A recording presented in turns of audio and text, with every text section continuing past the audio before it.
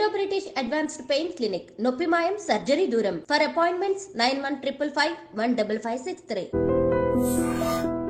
పవన్ కళ్యాణ్ గారు ఒక పోర్ట్కి, కాకినాడ పోర్ట్కి వెళ్ళి అక్కడ అక్రమంగా బియ్యాన్ని తరలిస్తున్నారు అని తెలుసుకొని సీజ్ ద షిప్ అని అంటారు. పోర్ట్ ఉన్నదేంటి, మీరు కూర్చోబెట్టి స్మగ్లింగ్ చేయడానికి. Seize the ship. రియాలిటీ ఎలా ఉంటుందంటే, ఇప్పుడు నేను ఆయిల్ ట్యాంకర్లో ఎక్కువ వర్క్ చేస్తాను కదా, మా షిప్పింగ్లో ఎలా జరుగుతుంది ఇల్లీగల్ యాక్టివిటీస్.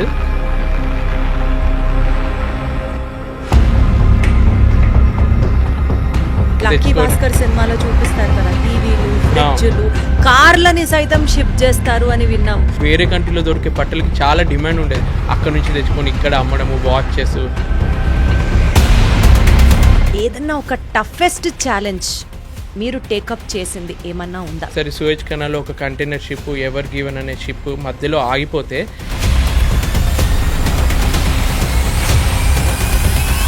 ఒకవేళ ఆ రోజు మీ టీం అంతా కలిసి ఆ పని చేసుండకపోతే కాన్సిక్వెన్సెస్ ఎలా ఉండేవి? 3 లక్షల టన్నుల ఆయిల్ని క్యారీ చేసే షిప్ వాళ్ళకి ఒక్క నిమిషంకి కూడా ఒక రేట్ అనేది ఉంటుంది. టైటానిక్ సినిమాలో చూపించినటువంటి న్యాచురల్ కెలామిటీ అంత బీభత్సం, ఒక రాక్కి వెళ్ళి షిప్ గుద్దుకోవడం. మొన్న సింగపూర్లో ఒక ఫైర్ యాక్సిడెంట్ జరిగింది. ఏంటంటే ఒక షిప్ యాంకర్లో ఉంది, ఇంకో షిప్ వచ్చి దాన్ని గుద్దింది అనమాట. 2 ఆయిల్ ట్యాంకర్లే. ఆయిల్ అంటే ఎంత డేంజరో మీకు తెలుసు.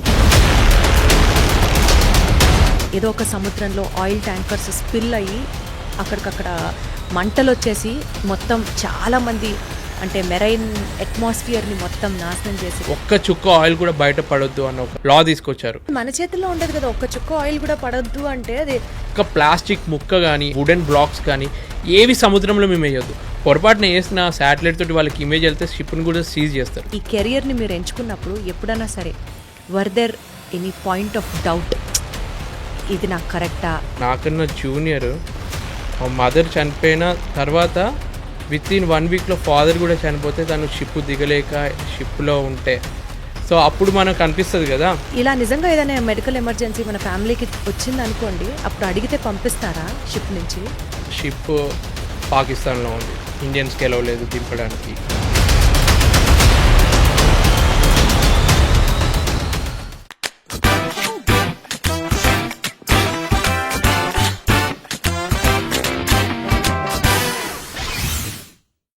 హలో ఎవ్రీబడి, అందరికీ నమస్కారం. Welcome to deep talks with Deepti. ఒక డాక్టర్ యూనిఫామ్ ఏంటి అంటే తెల్లకోట అని చెప్పేస్తాం. ఆ తెల్లకోట వేసుకొని ఒక డాక్టర్ నడిచొస్తూ ఉంటే తెలియకుండానే 2 చేతులు ఆయనకి దండం పెట్టాలనిపిస్తుంది. ఒక పోలీసోడి యూనిఫామ్ అంటే కాకి చొక్క వెనకాల బోలెడంతా స్వెట్ ఉంటుంది, బోలెడంతా స్ట్రెస్ ఉంటుంది, బోలెడంతా సమాజ హితం ఉంటుంది. అలాగే ఒక మెరైన్ ఇంజనీర్ కాస్ట్యూమ్ వెనకాల ఒక డిసిప్లిన్ ఉంటుంది, ఒక ప్రొఫెషనలిజం ఉంటుంది, అన్నిటికంటే ఎక్కువ ఒక రెస్పాన్సిబిలిటీ ఉంటుంది. కానీ ఇది కేవలం ఒక కాస్ట్యూమ్ మాత్రమే కాదు. ఆ షిప్లో వెళ్తున్న వాళ్ళ మెషిన్స్కి సంబంధించి మానవ ప్రాణాల దాకా సేఫ్టీ, ఎఫికసీ అండ్ అన్నిటికంటే ఎక్కువ ఎన్నో లైవ్స్ని ట్రాన్స్పోర్ట్ చేస్తున్నాము అన్న ఒక బీభత్సమైన బరువుతో కూడిన బాధ్యత ఉంటుంది. వీటన్నిటి కలయికే is the role of a marine engineer. ఈరోజు మన పాడ్కాస్ట్ షోలో we have a special guest for the show today, and he's none other than marine ఇంజనీర్గా మర్చెంట్ నేవీకి సంబంధించి మేము ఇంట్రడ్యూస్ చేయాలా, ఒక పాపులర్ యూట్యూబర్ అని చెప్పాలో తెలియదు, కానీ మొత్తానికి మన మనిషి అనుకునేటువంటి రాజశేఖర్ గారు మనతో ఉన్నారు. హలో రాజశేఖర్ గారు. Hello, thanks for the best introduction. You like it? Yes. Thank you so much. ఎలా ఉన్నారు? సూపర్. Wonderful wonderful. మీ ఇంటర్వ్యూస్ నేను గతంలో చూసినప్పుడు అసలు ఈయన భలే ఉన్నారే, యూట్యూబ్ మేనేజ్ చేస్తారు, మెరైన్ ఇంజనీర్గా మీ రెస్పాన్సిబిలిటీ హ్యాండిల్ చేస్తారు అని చాలా గొప్పగా అనుకునేదాన్ని. ఈరోజు మిమ్మల్నే నేను ఇంటర్వ్యూ చేయడం, ఇట్ ఈస్ లైక్ రియల్లీ నాకు చాలా మంచిగా అనిపిస్తోంది. సో నాకు కూడా సేమ్ ఫీలింగ్. నేను అప్పుడు బిగ్ బాస్ నుంచి, TV9 నుంచి వెళ్ళి ఫాలో అవుతున్నాను. సో మీరు నన్ను ఇంటర్వ్యూ చేయడం కూడా చాలా హ్యాపీ మూమెంట్ నాకు. Thank you so much. To start with అండి, మెరైన్ ఇంజనీర్గా అసలు మీ కెరియర్ని మీరు ఎలా చూస్ చేసుకున్నారు? How did it all start with? Maybe destiny. ఎందుకంటే నేను ఇదే చిన్నప్పటి నుంచి ఒక మెరైన్ ఇంజనీర్ అవుదామని కలబెట్టుకొని వచ్చిన ప్రొఫెషన్ కాదు. నేను యాక్చువల్గా అందరిలాగే మన ఇండియన్ ఫ్యామిలీస్ తెలుగు వాళ్ళు మెయిన్గా అమెరికాకి వెళ్ళి అక్కడ ఎక్కువ డబ్బు సంపాదించాలి ఆ మెంటాలిటీ తోటే ఫస్ట్ నా ఇంటర్మీడియట్ అవ్వగానే కంప్యూటర్ సైన్స్ తీసుకుందామని డిసైడ్ అయ్యాను.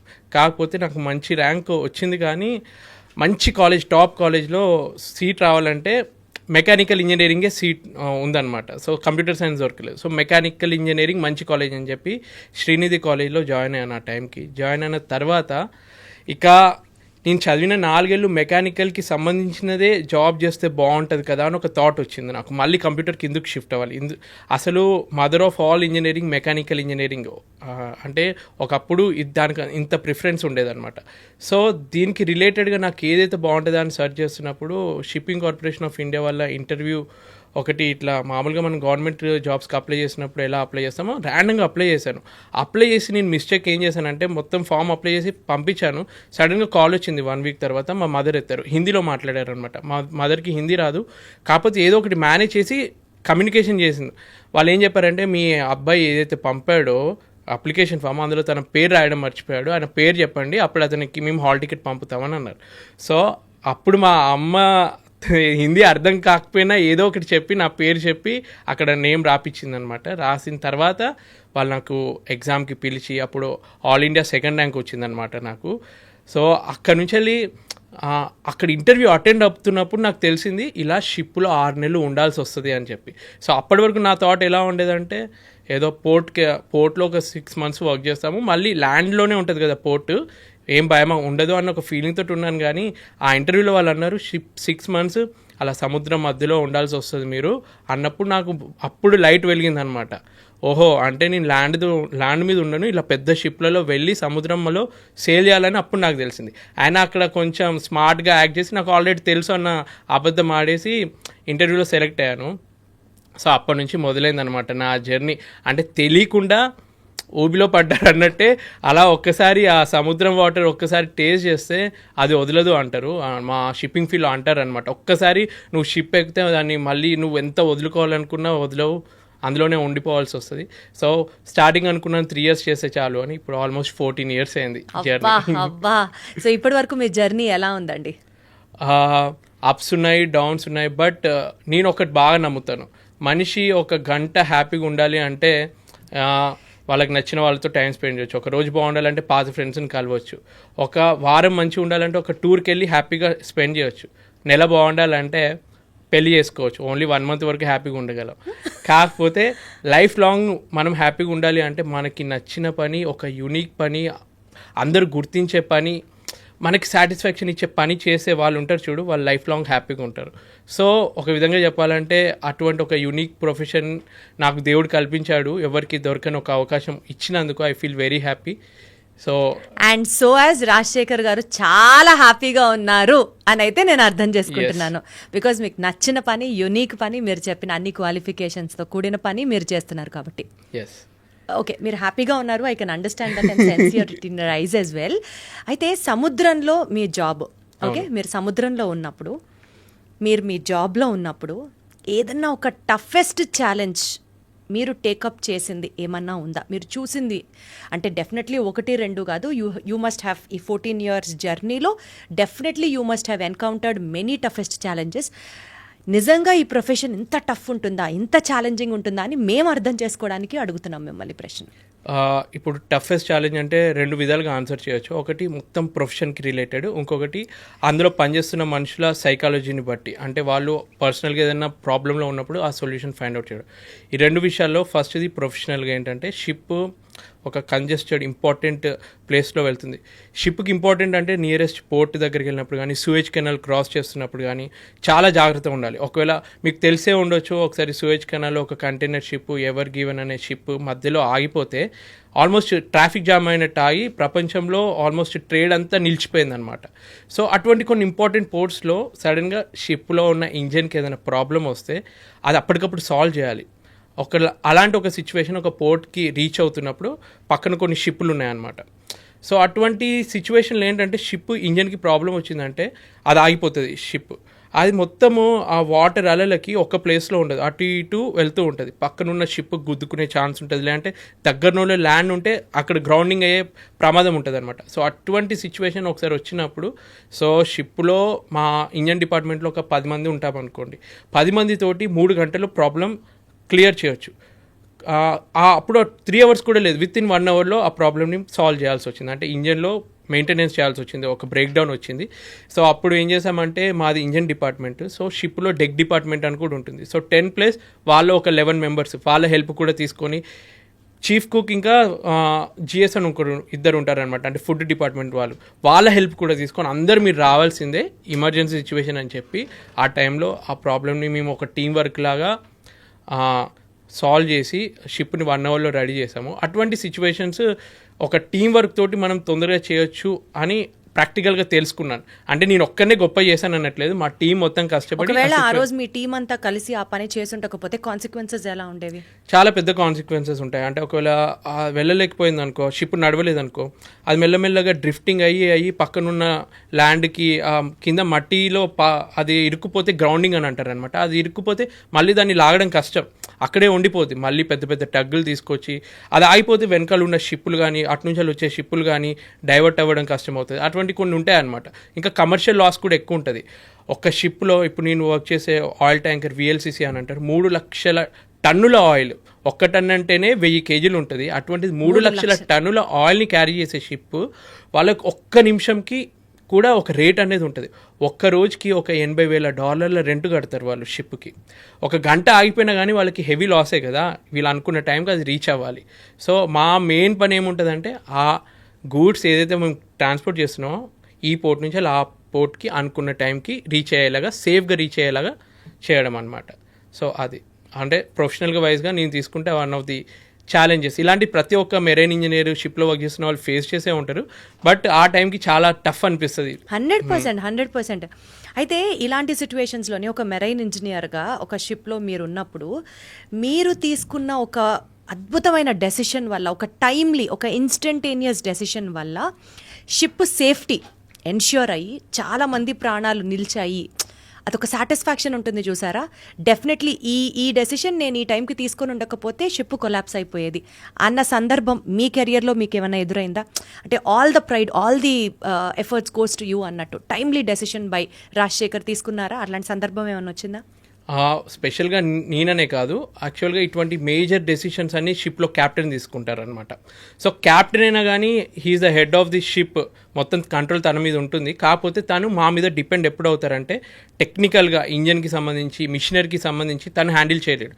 ఏదున్నా కానీ ప్రాబ్లం ఇది, ఇప్పుడు ఒక షిప్ ఉంది, యాంకర్లో ఉంది, కాకపోతే ఒకేసారి సైక్లోన్ వచ్చింది, అక్కడ నుంచి వెళ్ళి దాన్ని యాంకర్ని ఎత్తి వెంటనే ఇంకో ప్లేస్కి వెళ్ళాలి, లేదంటే ఆ సిచ్యువేషన్ అవుట్ ఆఫ్ కంట్రోల్ అయిపోయి పొల్యూషన్ అయ్యే ఛాన్స్ ఉండొచ్చు, ఏదైనా అయ్యే ఛాన్స్ ఉండొచ్చు అని క్యాప్టెన్ వెంటనే సడన్గా ప్రకృతిలో ఏం జరుగుతుందో మనకు తెలియదు, సైక్లోన్ వస్తుంది అంటే అతను డైరెక్ట్ మాకు చెప్తాడు.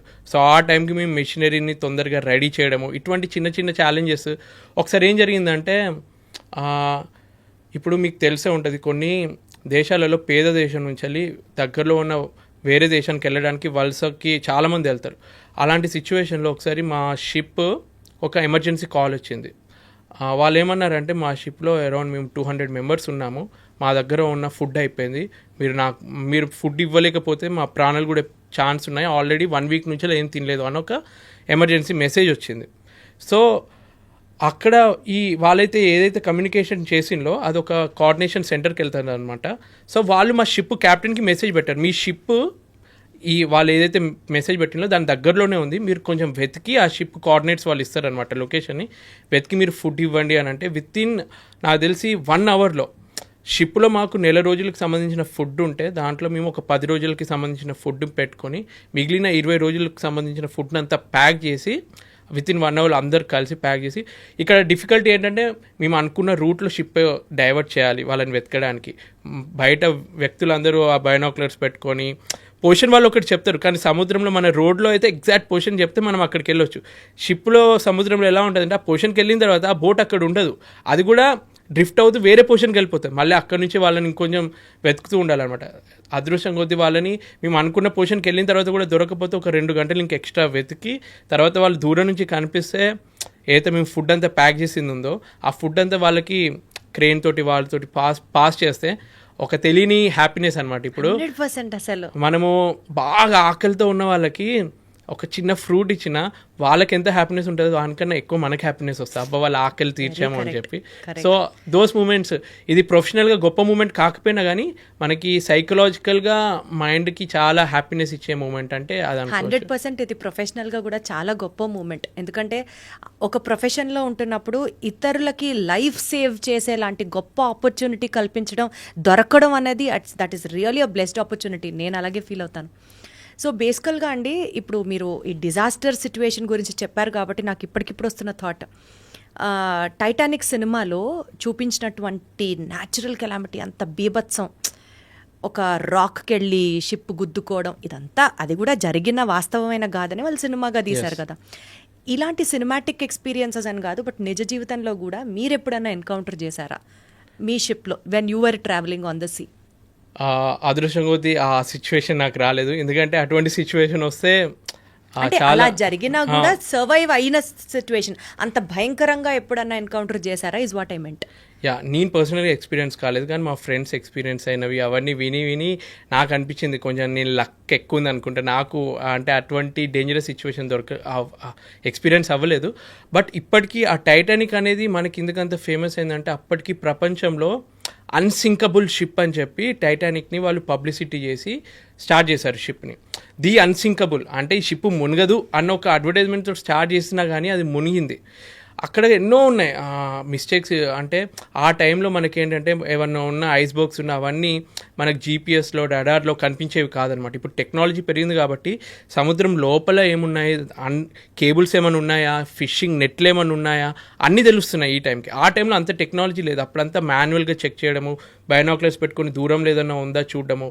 సో ఆ రోజు రాత్రి వాచ్ చేస్తున్న వాళ్ళు కొంచెం జాగ్రత్తగా ఉండుంటే వాళ్ళు ఏం చేసిందంటే బైనాక్యులర్స్ ఏదైతే ఉంటుందో ఒక డ్యూటీ చేసే ఆఫీసర్ ఇంకో డ్యూటీ ఆఫీసర్కి ఆ కీ ఇవ్వాల్సింది ఇవ్వడం మర్చిపోయాడు. సో బైనాక్యులర్ కీ ఉంటే కనుక ఆయన కూడా చూసి కొంచెం చేసేటోడేమో. అంటే ఒక సీక్వెన్స్ ఆఫ్ ఈవెంట్స్ వల్ల ఆ డిజాస్టర్ జరిగింది. బట్ ఈ కాలంలో ఇప్పుడు కూడా ఎన్నో షిప్స్ ఇలా జరుగుతాయి. ఇప్పుడు మీరు పెద్ద పెద్ద క్రూజ్ షిప్స్ మధ్య మధ్యలో వింటూ ఉంటారు, షిప్ మునిగిపోయింది, ప్రయాణికులందరూ సేఫ్గా బయటకు వచ్చారు, కెప్టెన్ కూడా వాళ్ళని సేవ్ చేశాడు. ఇప్పటికీ ఆయిల్ పొల్యూషన్ జరిగి కొన్ని కంట్రీస్లో ఎలా మొన్న సింగపూర్లో ఒక ఫైర్ యాక్సిడెంట్ జరిగింది. ఏంటంటే ఒక షిప్ యాంకర్లో ఉంది, ఇంకో షిప్ వచ్చి దాన్ని గుద్దింది అనమాట. 2 ఆయిల్ ట్యాంకర్లే. ఆయిల్ అంటే ఎంత డేంజరో మీకు తెలుసు. అది మొత్తం కాలిపోయింది అనమాట. చాలా పొల్యూషన్ అయింది. సో ఇటువంటి ఇప్పటికీ జరుగుతూ ఉంటాయి. సో బట్ ఎంత జరిగినా కానీ జరగాల్సిన ట్రేడ్ జరగాలి కాబట్టి ఇప్పుడు మన రోడ్ మీద జరిగే యాక్సిడెంట్లు ఎట్లా జరిగినా కానీ మనం ప్రయాణం చేస్తున్నాం కదా, అలానే షిప్పింగ్లో కూడా కంటిన్యూ అవుతూ ఉంటుంది. నా వరకు అయితే నేను పర్సనల్గా ఫేస్ అవ్వలేదు, కానీ ఇవన్నీ విన్నప్పుడు ఇంకా ఎక్స్ట్రా సేఫ్టీ ఎలా తీసుకోవాలి అని మాత్రం జాగ్రత్తగా పెట్టుకొని వర్క్ చేస్తాం. ఎస్ అయితేనండి, యూజువల్గా సీ సిక్నెస్ అని మనం వింటుంటాం కాబట్టి మెరైన్ ఇంజనీర్గా సముద్రంలో ఉండాల్సిన వ్యక్తిగా మీ మెంటల్ అండ్ ఎమోషనల్ స్ట్రెంగ్త్స్ గురించి కొంతసేపు మాట్లాడుకుందాము. కొంతమందికి ల్యాండ్ మీద ఉండి జస్ట్ క్రూజ్లో ఒక చిన్న హాలిడేకి వెళ్ళినా సరే కొన్ని గంటలు సముద్రంలో ఉండేసరికి ఏంటో లోన్లీగా ఉన్నాం, జనాల నుంచి దూరంగా ఉన్నాం, ఆ సీ సిక్నెస్ తీసుకోలేరు వాళ్ళు. వామిటింగ్స్ అవ్వడం కానీ, ఏదో ఒక రకమైన డిప్రెషన్లోకి ఉండడం కానీ, ఇలాంటి లక్షణాలు కొంతమందిలో ఉంటాయి. మీరు ఎప్పుడన్నా ఆ సీ సిక్నెస్ని ఫేస్ చేశారా? Maybe in your initial days I have to ask.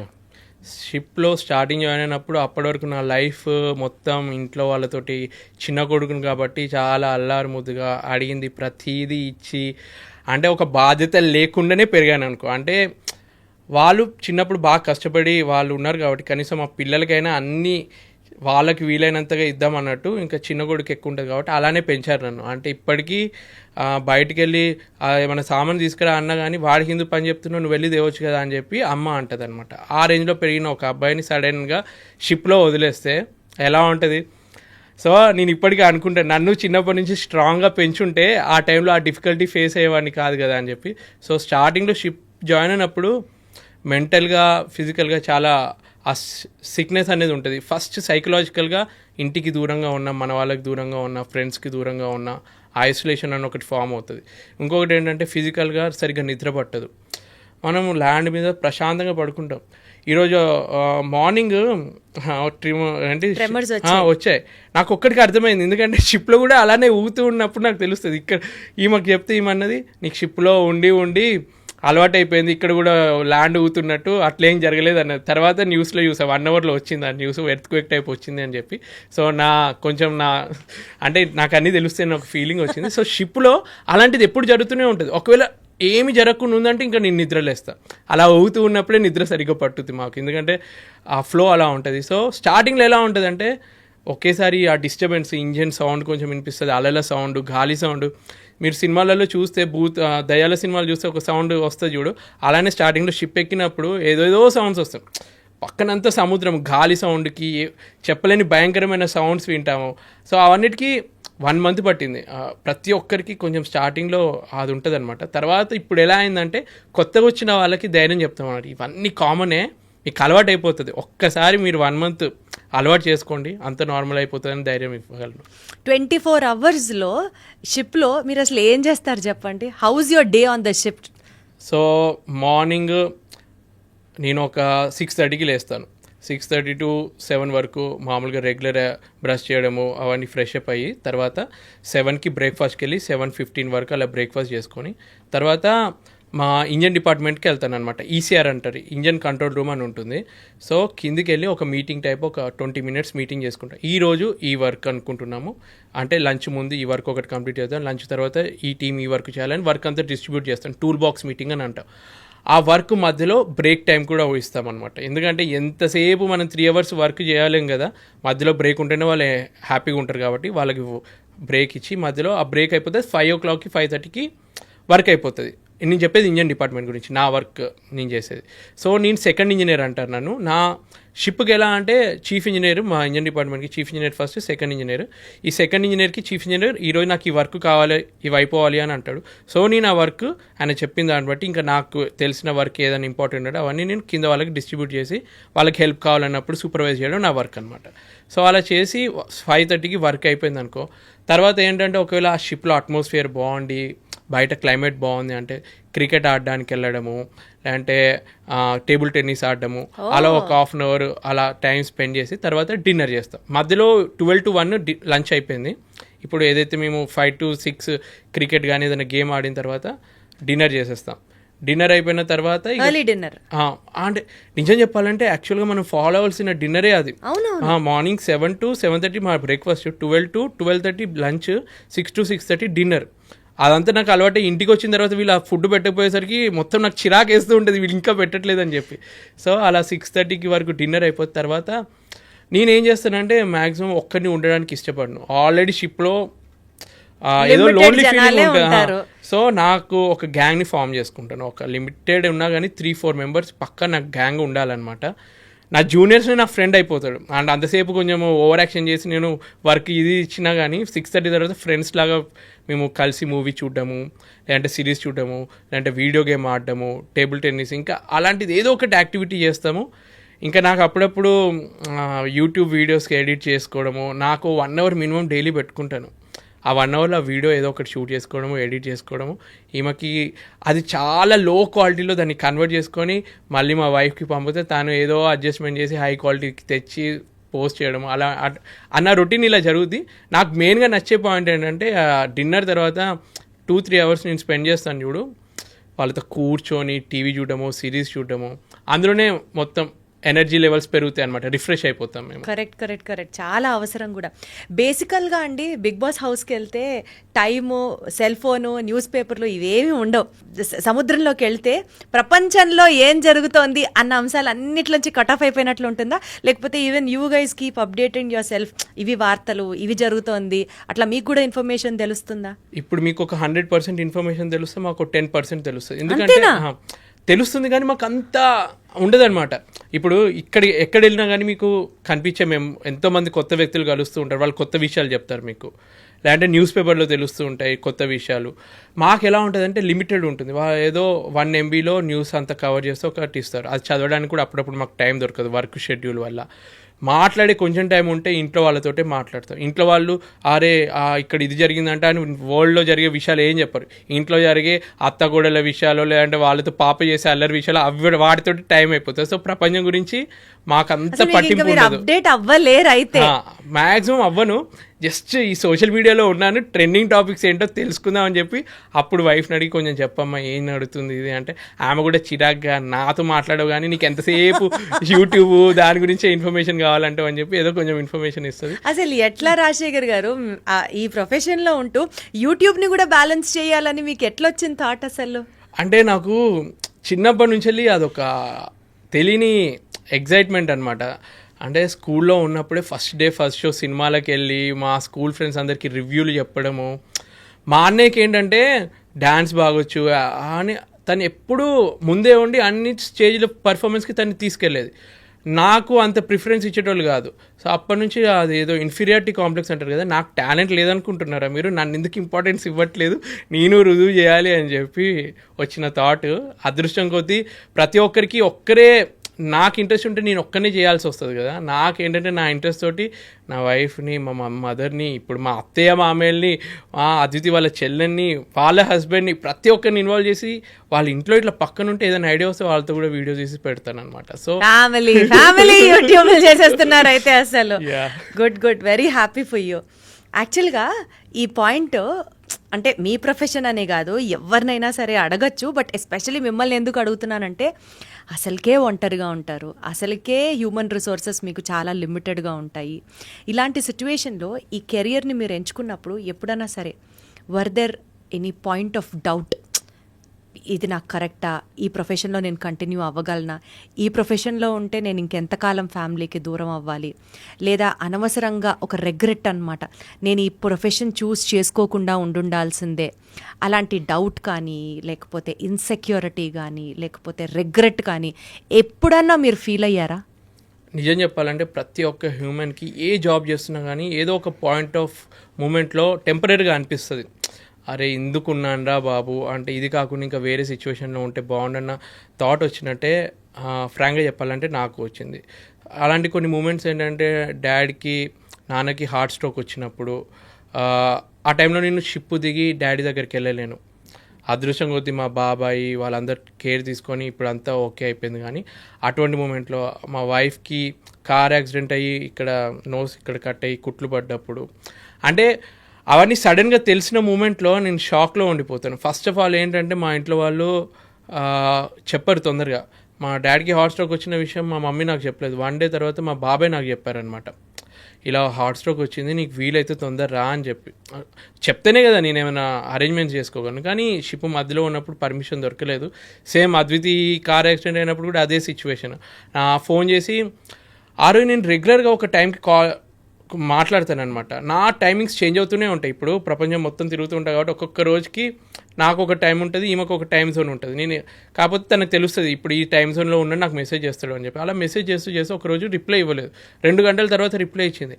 అప్పటికి కార్ యాక్సిడెంట్ అయిపోయి ఆమె హాస్పిటల్లో ఉండి ఆ సర్జరీకి ప్లాన్ చేస్తున్నప్పుడు వరకు కూడా ఆమె చెప్పలేదు ఇట్లా యాక్సిడెంట్ అయ్యి నేను హాస్పిటల్లో ఉన్నా అని చెప్పి.